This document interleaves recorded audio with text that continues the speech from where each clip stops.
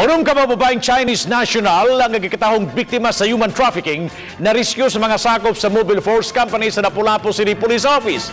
Si Luan Mirondina sa report.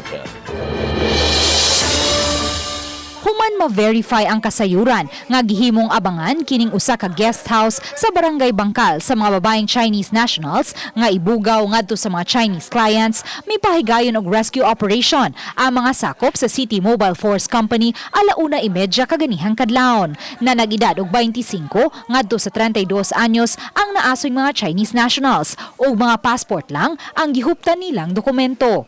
Sud sa Chinese national nga Innova sakay sa Innova nakita gyud namo nga gitagbo siya ni suspect na to katong suspect si Jiang Wan then gipanaog ang mga babae unong mga babae. Atol sa naasoyng operasyon, nasikop ang handler sa mga babae kinsa usa-usab ka Chinese national nga nailang si Zhang Huan, 30 anyos.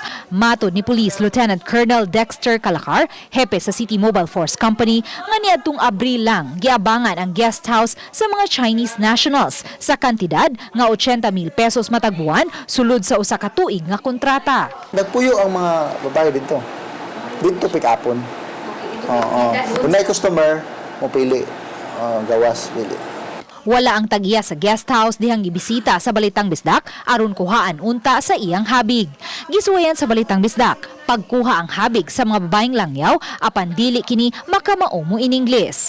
Ganiha, gi-turn over na sa consulate sa China ang unom ka mga babaeng Chinese nationals samtang ugmang adlaw gikatakdang pasakaan og kasong human trafficking ang Chinese handler nga si Juan.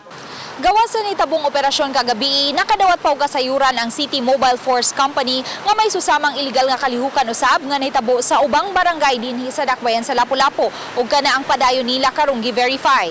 Nagtuwang kapulisan nga posibleng konektado ra ang mga handler ning maong kalihukan. Uban ni Renante Quiñones, Luan Mirondina, Balitang Bisdak.